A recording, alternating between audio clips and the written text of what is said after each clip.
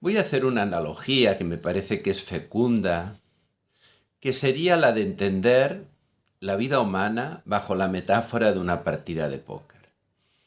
Pienso que hay una metáfora que sí que es poco fecunda, que sería intentar hacer una analogía entre lo que es la vida humana y una partida de ajedrez.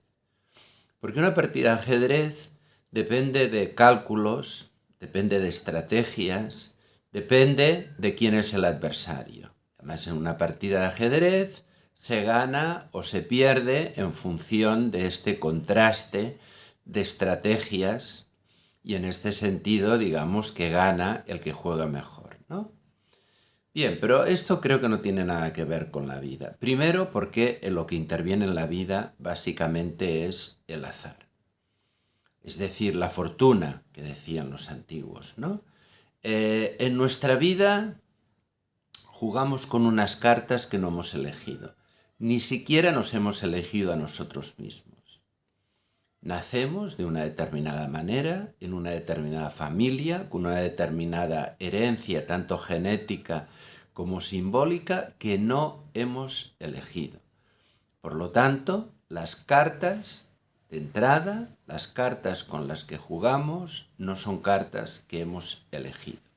Segundo, partiendo de esta primera jugada, que son las cartas de las que disponemos, que sería el resultado de nuestra herencia, nos vamos encontrando con una serie de acontecimientos, es decir, nos pasan una serie de cosas significativas que nosotros no hemos elegido. Estos acontecimientos serían las cartas que recibimos. Sabemos que en una partida de póker hay muchas jugadas diferentes. Cada jugada hay cartas nuevas, descartes. Uno puede perder una jugada, puede ganar otra, pero al final la partida acaba y hay... Bueno, no, hay ganadores y perdedores, pero vamos a partir de la base de la propia subjetividad, ¿no? Del sujeto que juega. Yo soy el sujeto que juega y cuándo ganaré y cuándo perderé. O mejor dicho, ¿cuál es toda la partida? La partida es la vida de cada cual. ¿Y cuándo uno pierde? Bueno, sabemos que en una partida hay jugadas que se ganan, jugadas que se pierden, pero al final tienes que hacer un balance que es ver si has ganado o has perdido respecto, digamos, a lo que tenías al principio. Un jugador de póker sabe que empieza con un dinero y al final acaba con otro. Y esto dirá si ha ganado o ha perdido. ¿Cuándo perdemos o ganamos la vida? Si puede plantearse en estos términos. Yo creo que uno gana cuando muere y en este momento de concluir, que puede ser consciente o no, su vida ha tenido o no ha tenido un sentido. Esto también lo decía Séneca, que es en el momento de morir, cuando tú puedes decir si tu vida ha tenido un sentido o no. Acaba cuando nos morimos. Por lo tanto, hay un balance que puede ser implícito o explícito de la propia vida. ¿Has vivido con dignidad? ¿Has vivido con sentido? ¿Tu vida tiene un valor? ¿Pero contra quién jugamos? No jugamos contra los otros. Esto sería el juego neoliberal, ¿no? De entender la vida como una competencia. No, jugamos con nuestra propia sombra. Es decir, en realidad jugamos contra nosotros mismos, o contra la parte negativa de nosotros mismos, la parte oscura. Es decir, ganamos o perdemos si hemos sido capaces de dar un significado, un sentido a nuestra vida.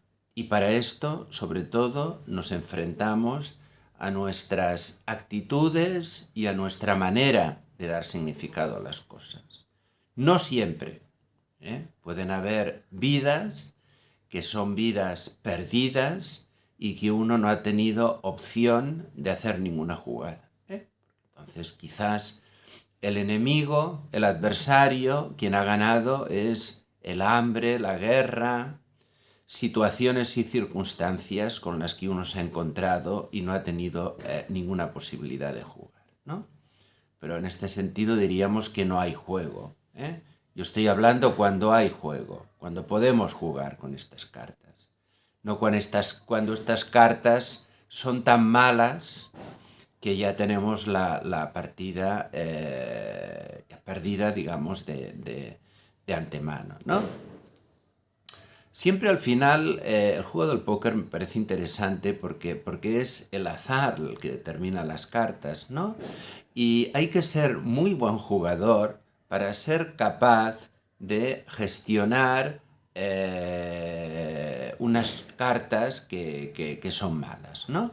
Pero sabemos que hay jugadores de póker profesionales, sabemos que hay jugadores que ganan, ¿eh? Y ganan independientemente de las cartas que reciben, ¿eh? Por lo tanto, sí que hay un elemento interesante que es esta habilidad, este saber qué hacer con lo que nos ha tocado, ¿eh? Y en este sentido pienso que vale la metáfora, ¿no? En el póker también hay faroles. Un farol es una apuesta arriesgada. También lo hacemos en nuestra vida, apuestas arriesgadas, ¿eh? Y a veces salen bien y a veces salen mal. Pero sabemos que un jugador de póker también tiene que saber arriesgarse.